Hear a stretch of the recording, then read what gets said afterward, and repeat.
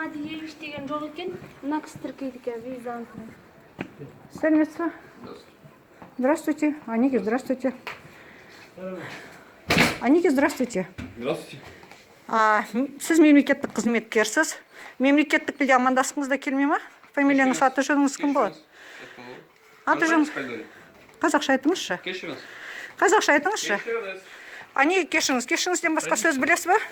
Қазақша. Кешіріңіз, пройдите сюда. Қазақша айтыңызшы. Пройдите, говорю, сюда. Қазақша айтыңыз. Кешіріңіз, извините, пройдите. Қазақша айтыңыз. Я понял, ну пройдите вот сюда. Қазақша айтыңыз, маған қазақша айтыңыз. Пройдите, говорю, Мінеке бізде полиция, көшкін полициясы. Фамилияңыз кім болады, айналайын? Кешіріңіз. Көшкін полициясы. Бір сөз қазақша білмейді.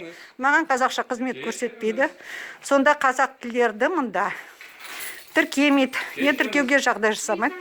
Мінеке адамдар, я келіп тіркеліп тұр. Қазақша Сқақов бастаған өңірде полиция департаменті бізде Нұрлан Масимов мырза.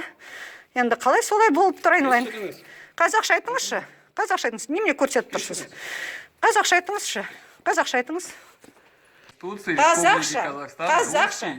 Язык никто не отменял. Охо, мінеке мемлекеттік қызметкер көрдіңіз. Мемлекеттік тілге түкірген.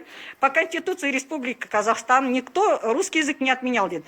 Мемлекеттік қызметкерлер тек қана орыс тілінде қызмет көрсетеді. Тек қана орыс тілін мойындайды. Арман фамилиясы кім? Тек қана емес.